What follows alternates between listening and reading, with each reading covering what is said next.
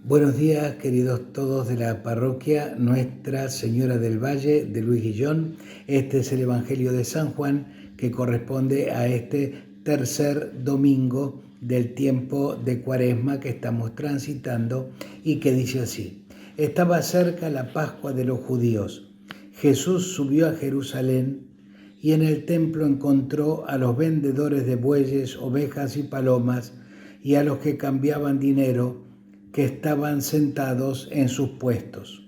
Entonces hizo un látigo con cuerdas y los echó a todos del templo, a las ovejas y a los bueyes, volcó el dinero de los cambistas y dio vuelta a las mesas. Después les dijo a los vendedores de palomas: saquen todo esto de aquí, no conviertan en un negocio la casa de mi Padre. Sus discípulos se acordaron de que está escrito: el cuidado de tu casa me devorará. Los judíos tomaron la palabra y le dijeron: ¿qué signo nos muestras para obrar de esta manera? Jesús le respondió: destruyan este templo y yo lo levantaré en 3 días. Los judíos le replicaron: hace 46 años que se está construyendo este templo y tú lo levantarás en 3 días. Pero él hablaba del templo de su cuerpo. Cuando se levantó de entre los muertos, sus discípulos se acordaron de que había dicho esto y creyeron en la Escritura y en la palabra que les había dicho Jesús. Mientras estuvo en Jerusalén durante la fiesta de Pascua, muchos creyeron en su nombre al ver los signos que hacía, pero Jesús no confiaba en ellos, porque él los conocía a todos y no tenía necesidad de que nadie diera testimonio acerca de ningún hombre. Él sabía lo que hay en cada hombre. Palabra del Señor. Gloria a ti, Señor Jesús. Este evangelio que compartimos hoy tiene, a mi juicio, digamos, como 2 partes. Empezamos por la segunda, que no es porque sea menos importante, sino porque quiero poner más hincapié pastoral en lo que sería la primera partecita. Para el judío, para el pueblo de Dios de aquel entonces, el templo físico de Jerusalén, era todo un emblema, todo un signo del centro de su fe. Y cuando Jesús le dice: destruyan este templo y yo en 3 días lo voy a volver a edificar, se escandalizan porque ellos obviamente pensaban en el templo físico, que ya hacía, dice la Escritura, 46 años que lo venían construyendo. Y Jesús le dice: yo lo voy a destruir, o este templo será destruido y en 3 días lo voy a volver a edificar. Le sonaba absolutamente absurdo. Pero Jesús se estaba refiriendo a un templo más importante que el templo físico, que es el templo de su propio cuerpo, y lo que estaba refiriéndose que al tercer día, en 3 días lo va a volver a reconstruir, se estaba refiriendo veladamente ya a su resurrección, porque acuérdense que más de una vez Jesús nos convoca a nosotros y nos llama como que somos el cuerpo místico, donde Él es la cabeza y el resto es el cuerpo. Por lo tanto, somos con Él un templo vivo. A ese templo se refería Jesús, se refería en definitiva a sí mismo, pero obviamente que los judíos en su momento no podían entender otra cosa que se estuviera refiriendo al templo físico para el cual ellos, repito, era un baluarte de la fe, era el epicentro de su fe, el edificio del templo de Jerusalén. Ciertamente que los templos como lugar de culto son importantes para nuestra fe, son muy importantes, y de hecho antes en cada pueblito había una iglesia, un templo, un edificio religioso con una torre campanaria que descollaba en altura por arriba de todos los demás, y era muy significativo que eso existiera. La gente muchas veces pasaba cuando estaban las puertas abiertas y entraba a rezar un ratito, porque el templo es un edificio particular, indudablemente que es un edificio particular, y es muy necesario los templos en los pueblos. Pero no pasa por ahí la fe. También un templo puede ser destruido, puede ser modificado, puede ser vandalizado o lo que sea. y la fe de la gente y del pueblo de Dios puede permanecer intacta, porque no depende del edificio. De hecho, hay muchos edificios por ahí en otros continentes donde el templo se ha convertido en una obra de arte monumental, preciosa, pero simplemente alberga de vez en cuando turistas que van a sacar fotos, pero no funcionan más como contenedores de la iglesia viva de Jesucristo, el pueblo de Dios, el pueblo que se reúne a orar. Se convirtieron nada más que en edificios turísticos y bueno, para mí eso es lamentable. Es preferible que el templo sean 4 chapas, pero donde haya vida, haya fe, haya una comunidad que se reúne, haya de todo, gente grande, gente rica, gente pobre, gente chica, hasta los perros, como le dije una vez, todo lo que formamos un pueblo y que nos juntamos para adorar a nuestro Dios. Pero hoy vamos a poner un poquito más el acento pastoral en lo que era la primera parte de este relato evangélico, donde muchos usan este relato evangélico para justificar la violencia, porque el hecho de Jesús eche a los vendedores del templo y haga un látigo con sogas, etc., muchos lo usan para justificar, decir, ves que Jesús también usaba cuando quería o cuando era necesario, usaba la violencia. No, bueno, está bien, es una interpretación. Yo tengo otra interpretación, que de hecho también la leí en algún escriturista por ahí, y ustedes quédense con la que más les parezca. El tema es el siguiente. Cuando venían peregrinos a celebrar la Pascua, que había que celebrarla en el templo de Jerusalén, el templo tenía una gran explanada externa y los judíos que venían de todas partes de la Palestina, inclusive venían de otros países extranjeros para la fiesta de la Pascua, que acampaban alrededor del templo porque se quedaban ahí algunos días, tenían que ofrecer en el templo algún animal según su condición social. Los más pobres ofrecían un par de palomitas, los más ricos por ahí ofrecían un buey o una vaca, los medio pelo por ahí alguna ovejita o un cabrito, para ser entregado y que fuera sacrificado en el templo. Eran las costumbres de la época. Pero ese animal tenía que ser sin defectos, tenía que ser apto para poder ser sacrificado en el templo, para que fuera una ofrenda a Dios. Y ninguno de los que venían de lejos tenía la garantía de que el animalito que trajera fuera sano y estuviera en condiciones, porque por ahí en el camino se mancaba o se rompió un hueso o qué sé yo, le pasaba cualquier eventualidad que dejaba de ser apto para ofrecerlo en el templo.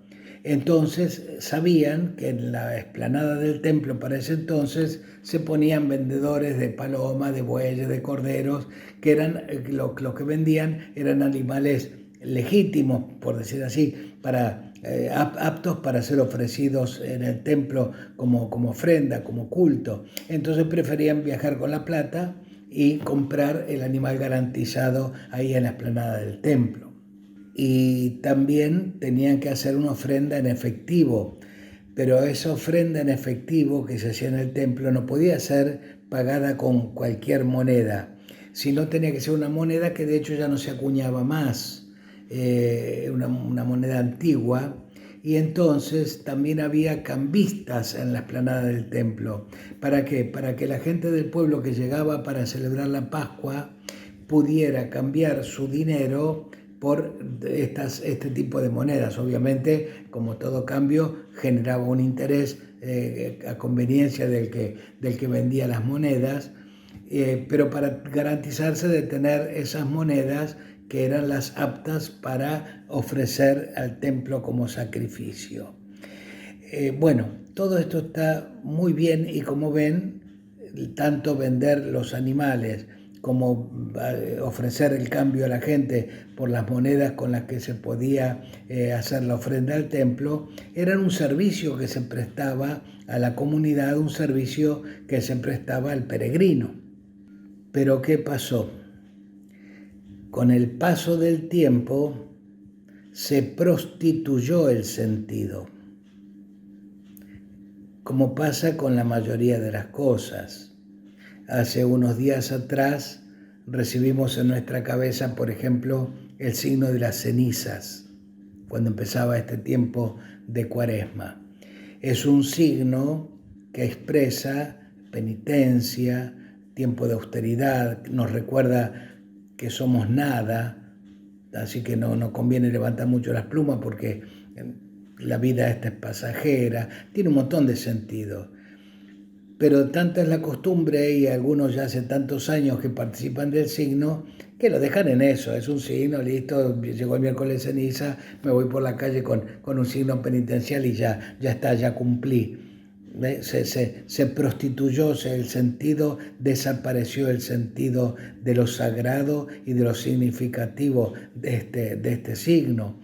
También pasa en el amor, ¿no? ¿Cuántas veces yo lo escucho muy seguido, de las parejas sobre todo, que la rutina, la monotonía genera un desencanto y un casi la convivencia se convierte en un peso, cuando había comenzado con dos personas que se amaban tremendamente y que de lo único que gozaban era estar uno con el otro. Y el paso del tiempo lo fue convirtiendo en otra cosa, hasta inclusive bastante intolerable, y en algunos termina de la peor manera. ¿Por qué? Porque, repito, el paso del tiempo, la monotonía, la rutina, lo vació de sentido y lo convirtió en otra cosa.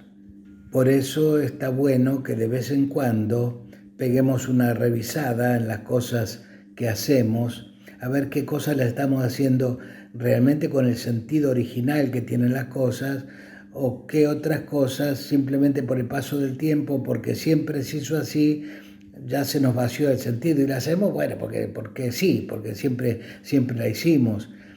Yo después de la pandemia, y perdónenme que sea repetitivo, entiendo que Dios pegó un cachetazo fuerte al mundo para que nos planteemos, y por eso le dejé puesto en la cartelera de nuestros templos, cielos nuevos y tierra nueva. Eso quiere decir rever todo. Y cuando digo todo, digo todo. Todo puede ser modificable, todo puede ser revisable. No sirve para nada que siempre los últimos 40 años veníamos haciendo de esta forma. Bueno, ahora se puede hacer de otra, porque vimos que a lo mejor con el paso del tiempo algunas cosas se convirtieron en simplemente rutinarias, o porque siempre fulano se encargó de tal cosa, o siempre se hizo de tal manera. Bueno, cielos nuevos y tierra nueva. Posiblemente haya que revisar y cambiar un montón de cosas. Y bueno, está bueno que de vez en cuando peguemos un vistazo a las cosas que tenemos entre manos para ver si hay algo que hay que modificar o hay que cambiar. No es fácil cambiar las cosas, porque hay que cambiar la cabeza y hay que cambiar el corazón. No es fácil, pero por lo menos vale el intento.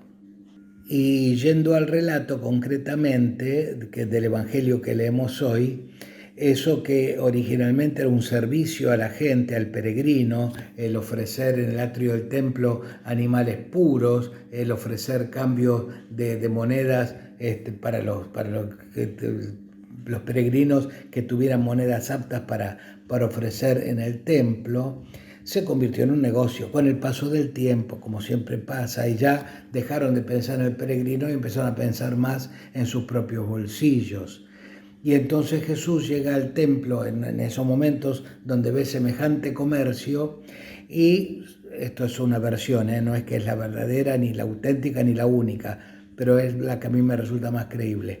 Jesús no le pega a nadie, hace un látigo con cuerdas para arriar y espantar a los animales, y los animales huyen en estampida, y al huir en estampida, en su camino, semejantes moles correteando por entre tanta gente y entre tantos puestos de venta y de cambio y qué sé yo, derriban las mesas, caen al suelo las monedas, caen al suelo las jaulas con las palomas, se abren las jaulas, salen volando las palomas, se arma un desparramo. Y Jesús dice, porque ustedes convirtieron mi casa en un comercio, cuando mi casa es una casa de oración.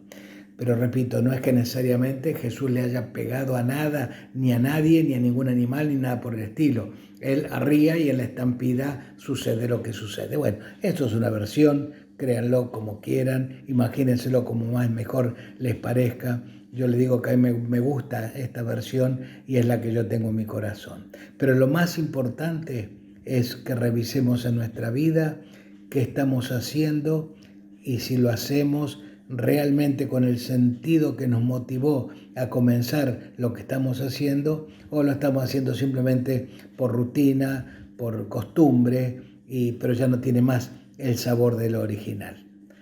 Tiempo de Cuaresma, tiempo para revisar también esto. Padre nuestro que estás en el cielo, santificado sea tu nombre. Venga a nosotros tu reino, hágase tu voluntad en la tierra como en el cielo. Danos hoy nuestro pan de cada día, perdona nuestras ofensas, como también nosotros perdonamos a los que nos ofenden. No nos dejes caer en la tentación y líbranos del mal. Amén. Este Jesús, el Cordero de Dios, que quita el pecado del mundo. Dichosos los llamados a participar de esta cena. Señor, yo no soy digno de que entres en mi casa, pero una palabra tuya bastará para sanarme.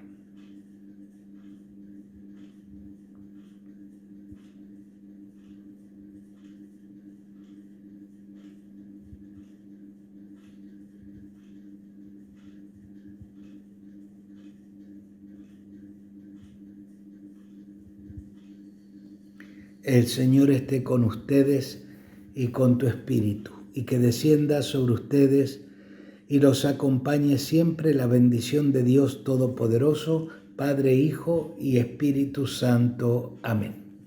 Podemos seguir nuestra vida en paz y demos gracias a Dios.